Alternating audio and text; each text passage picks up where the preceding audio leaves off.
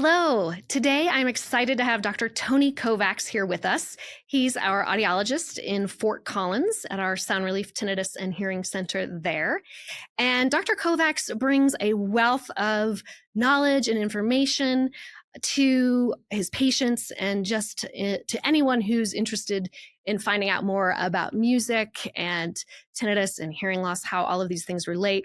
Dr. Kovacs spent several years as a touring musician back in his youth, and so he has just a wealth of experience that he can help share with us today to make sense of some of the complex topics that we talk about and get a lot of questions about from our patients every day. So, Tony, let's start off with just your background. Can you tell me a little bit more about your musical background, how you got started in music, and then what led you to audiology, kind of that whole path?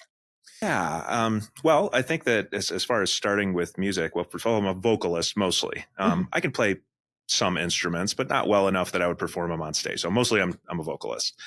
And, just getting together with other guys in high school and starting bands. And it's just always kind of been something that I was interested in. And it's pretty easy to find a group of friends that were also interested in that. And who knew we'd all be lifers when it comes to that. Yeah. And we started getting fairly professional with it, as we got into our 20s and even early 30s. We were touring quite a bit. We did some international touring, put out records, did the whole thing. Were you a sound engineer before getting into audiology? Where did I remember that coming from? Yeah. So while I was a touring musician, I went to Columbia College, Chicago for audio arts and acoustics. I thought I wanted to be a sound engineer because I liked spending so much time in the studio with my band. It turns out that I really like doing things mostly for my own band. I was never, I never worked in a recording studio. I didn't go and pursue that. I wanted to be a touring musician. That was the thing. And so I utilized a lot of what I learned, and I got my degree, utilized a lot of what I learned as an audio engineer, and but took it on the road and became a touring musician. I went back to school actually for and I don't know that we should even get into this, but I actually went back for speech language pathology. Yeah, so I'm curious then. So where did speech pathology enter the picture for you? How did speech pathology enter the picture for you? Yeah. At some point with being a professional musician, especially this is in the mid 2000s when it was pretty tough to be a professional musician. No longer were bands making money on record sales because everything was starting to stream. Gas prices starting to get absolutely astronomical. And it's tough being a touring musician. Musicians are kind of finicky. And so you have a group of them in a van touring year after year. It's a hard life to maintain. So I wanted to do something different. And really, I just wanted to help people communicate. That was my thing. I don't want to dictate what they're communicating. I just want to help people who can't communicate. And so that led me into speech language pathology. And I didn't even know what an audiologist was when I went into speech language pathology. But as it turns out, as an aspiring speech language pathologist, you have to learn about the other side of communication instead of just speech. You also have to learn about hearing. It's two sides of the same communication coin. And because of my background in audio arts and acoustics, it just came so much easier to me. I mean, it just clicked. It was easy. And so it was an easy transition to say, oh, this is what I should have been doing all along. Why have I, And so that's what kind of led me into audiology. One of the things that led me into audiology.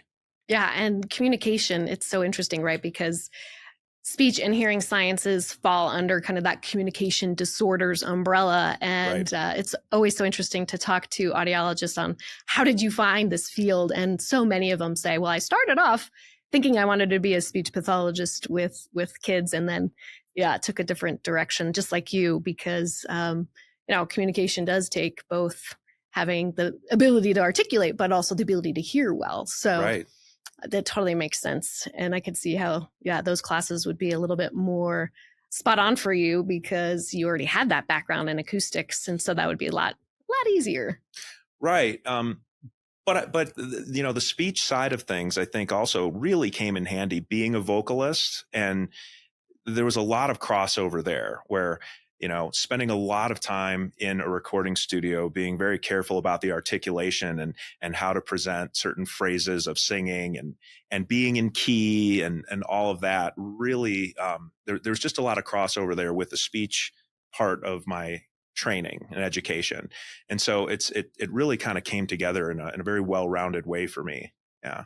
That's awesome. And really, I know I've heard other people say this, and I totally agree with it. I mean, a lot of musicians will say my most important instrument is my hearing, my ear, Yeah. right? Because if you don't have a good frequency resolution or ability to tell, pitch and intensity, all of these things, I think it would be a lot harder to be in that field as a whole. So, Absolutely. yeah, tell me more about as a vocalist, what advice you would give to other vocalists that are thinking, I want to sing, but I don't want to damage my hearing. I don't want to cause symptoms like tinnitus or ringing in the ears long term. So, how do you handle that as a vocalist? I mean, I'm sure you could relate to when you started off. What advice do you wish somebody would have told you when you were starting off versus what you know today, even? Yeah, I really went into, well, first of all, hearing protection, Yeah. is super important, but equally important is finding someone who knows a bit about musicians' hearing protection, because I kind of, just went in blindly. I'm like, I know I need to protect my hearing, but I didn't really have the education behind it. And so, on tour, not every single night did you have a pair of hearing protection. Usually I would use like the foam plugs, but sometimes if I didn't have that, I got very good at making makeshift earplugs out of like toilet paper or something. I like folded it just the right way, and so yeah, I think that probably the best advice is to seek out a musician specific audiologist. I even did get hearing protection at one point from an audiologist who was fine, but didn't really know anything about musicians' audiology and musicians' issues in particular. And that's okay, but I really wish I had found someone who knew a bit more about that, because I just said, I'm worried about my hearing. I just want the best, the strongest protection. And sure enough, he said, okay. And he fit me with 25 dB attenuation filters, which, I mean, we'll probably get into it, but that's too much for what I needed. So yeah, going to someone who can really give you more detail about what's going to work for your particular situation, for your instrument, for your workload, how often are you playing, that all makes a difference. So what I hear you saying is that hearing protection is absolutely possible for vocalists and musicians in general. It's just that you have to have the right type, the right information, the right guidance. Yes. To know if what you're using is appropriate. And if someone is out there listening that has tried hearing protection and it didn't work, what would you just have that same advice that, hey, maybe it's you just didn't go to someone who knew what to properly recommend? What do you think is typical there? Yeah, absolutely. There's a number of reasons that a musician might think that this isn't going to work for me. And I feel like I've come across just about all of them, but working with other musicians who, even just people that I've played with in bands that are like, oh yeah, I tried it. It didn't work out for me. And I'm like, oh, okay, we got to have this conversation. But yeah, definitely there's much more guidance that can be had out there to show you what might work for you. Some of the things that come up for people is they'll say, oh, I can't hear my instrument well. Okay, well, maybe you have a little bit too high attenuation of a filter on there. Or I don't know, what are some of the other complaints? I can't get them in all the way, just silly things like that. I don't know how to put them in properly, or they just fall out of my ears, or, they don't work. And there's so many simple corrections that can be made there. When it comes to vocalists are probably one of the harder musicians to fit, because it's tough when you're singing. You get that occlusion effect. You can hear yourself loud in your head, which sort of covers up all the other instruments. So that can be a little bit challenging for those folks. It might be a conversation to get into in-ear monitors, maybe. But of course, that's a kind of a next level thing for a lot of musicians to start going the in-ear monitor path. Yeah. So when you see, this is kind of maybe a silly question, but I've always wondered this, and you're here, so I'm going to ask you. When you see vocalists with in the ear monitors and they're on stage and they're kind of taking one out or taking it partially out and then putting it back in, what exactly is going on that they have to, be messing with it on stage while they're singing? Yeah, great question. So with in-ear monitors, you get a mix, the exact mix that you want of all of the instruments filtered or streamed directly into your ear. It's really a wonderful thing. The problem with that is that you're blocking out sound around you, and musicians talk to each other now and then. They need to communicate with one another on stage. And so a lot of times they'll take one out to say, hey, what's the next song? What are we going to play now? And so they'll take one out, and they get sick of taking in it and out. So they just leave one out, and you've completely, now you're not getting any hearing protection on that side. That can be a bad situation. So there are a lot of solutions to that companies have come up with, in-ear monitor companies in specific. So when it comes to all the different options of hearing protection, I think there's some confusion out there because you have that NRR, that noise reduction rating on packaging.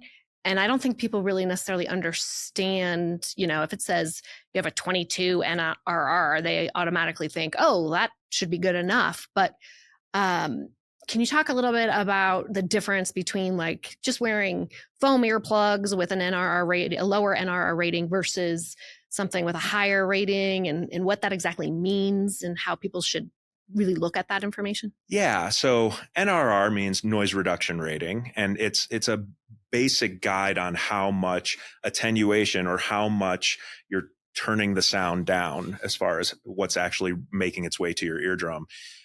We have a little joke in audiology where we call it "not really relevant" is the acronym, because when they come up with those NRR ratings, there might be like 6 scientists putting a plug in your ear in just the perfect spot and really getting it just right. And that's just not, there's so much room for user error. And I can't count how many times I've been in a situation where someone's wearing hearing protection and they're just barely sitting in there. And I guarantee they're not getting an NRR of 22 or whatever it might be. So yeah, the foam plugs, they're effective if you are putting them in correctly. And putting them in correctly means rolling them incredibly tight, maybe even lifting up your ear so that you can get it far enough down into the ear canal and letting it expand, and doing the little tug test at the end to make sure it's very secure in there. Very few people are actually taking all of those steps to make sure that they're protecting themselves. There are some, especially for musicians, there are some downsides to foam plugs, of course. Foam plugs, you're listening through this piece of foam in your ear. And the way that sound works, lower pitches, lower frequencies have longer waves, right? It's just a longer wavelength.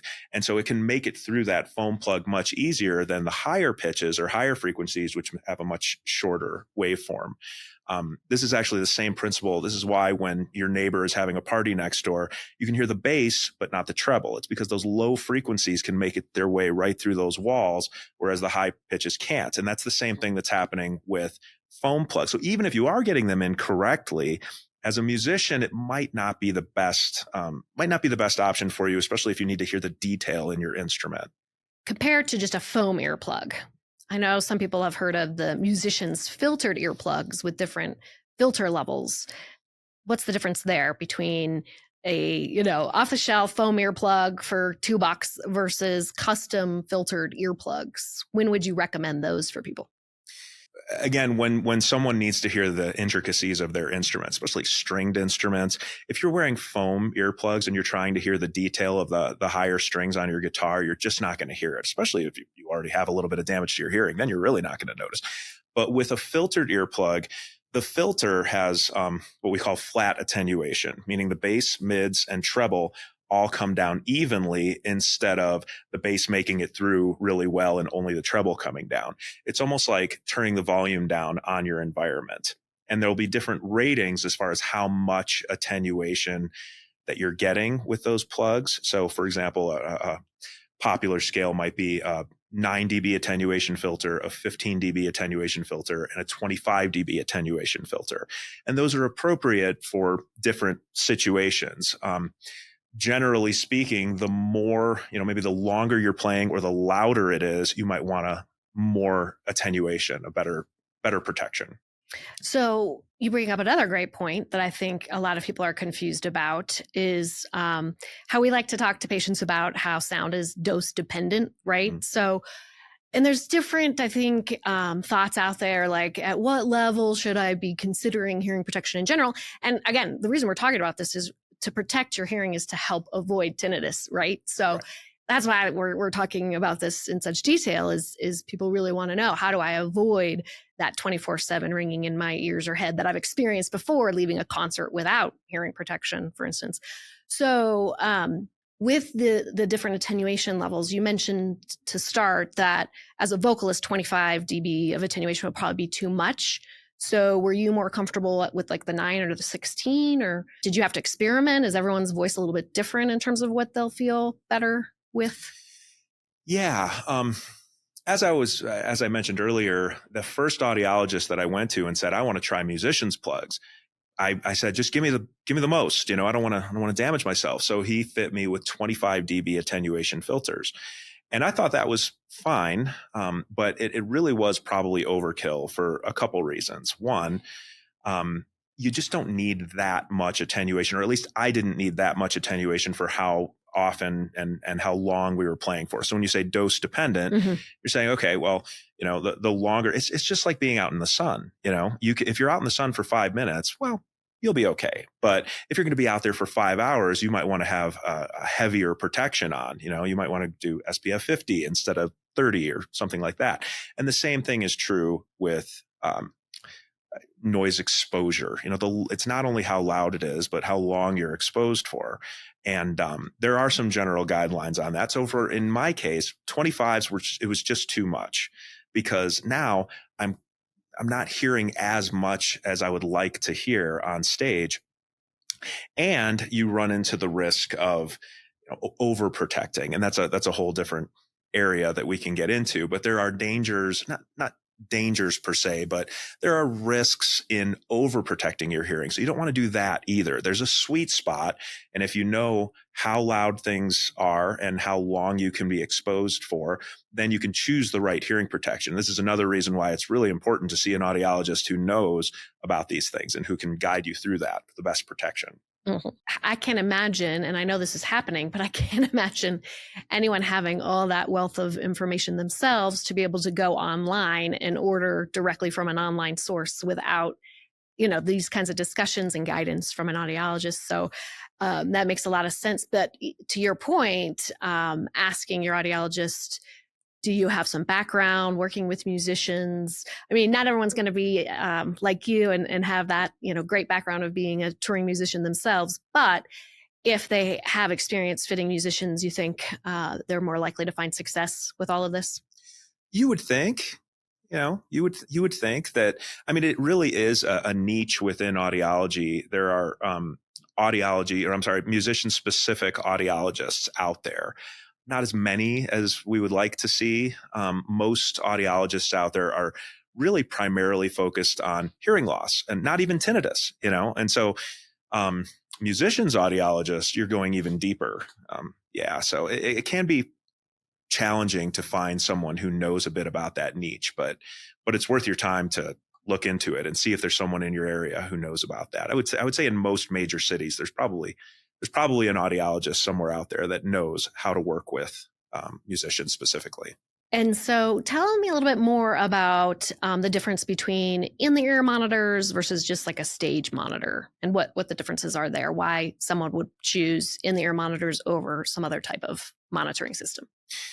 Yeah. So in the ear monitors are really, really nice as opposed to like a wedge monitor on the stage. So a wedge monitor on the stage, you ask the sound guy, okay, I want more bass, I want less drums, I want, more of myself, less of that guy, whatever. That's all coming out of the monitor in front of you.